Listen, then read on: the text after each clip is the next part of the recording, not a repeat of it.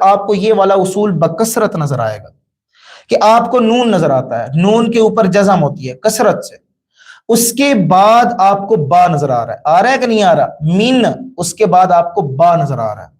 کون سا قاعدہ جاری ہوگا میرے بھائی؟ یہاں پر اقلاب کا قاعدہ جاری ہوگا۔ اقلاب یعنی اقلاب کا معنی بدل دینا۔ بدل دینا کس کو؟ آپ اس نون کو یہاں پر میم سے بدل دیں گے۔ دیکھیں میں نے یہاں پر نون کے اوپر میم نہیں لکھی، آپ لوگوں کا امتحان لینے کے لیے کہ کہیں بھول تو نہیں گیا۔ اب اس کو کیسے پڑھیں گے؟ لکھا ہوا تھا من، من بقلیہا، لیکن جب آپ اس کو پڑھیں گے تو آپ اس کو کیسے پڑھیں گے؟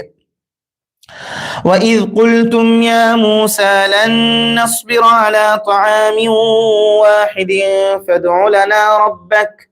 فَادْعُ لَنَا رَبَّكَ يُخْرِجْ لَنَا مِمَّا تُنبِتُ الْأَرْضُ مِن بَقْلِهَا۔ یہ ننھی سی پیاری سی چھوٹی سی جو آپ کو میم نظر آتی ہے، یہ آپ کو اشارے کر رہی ہوتی ہے، بتلا رہی ہوتی ہے کہ یہاں پر نون ساکن کا قاعدہ جاری ہو رہا ہے اور نون کے بعد با نظر آ رہا ہے، تو یہاں پر اقلاب کا قاعدہ جاری ہو رہا ہے۔ اقلاب کا معنی بدل دینا، یعنی یہاں پر آپ نون کو میم سے بدل دیں گے۔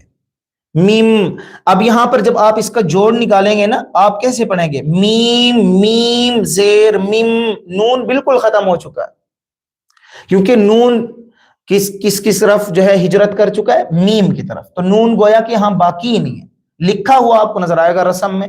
تو آپ اس کو کیسے پڑھیں گے؟ میم میم زیر میم۔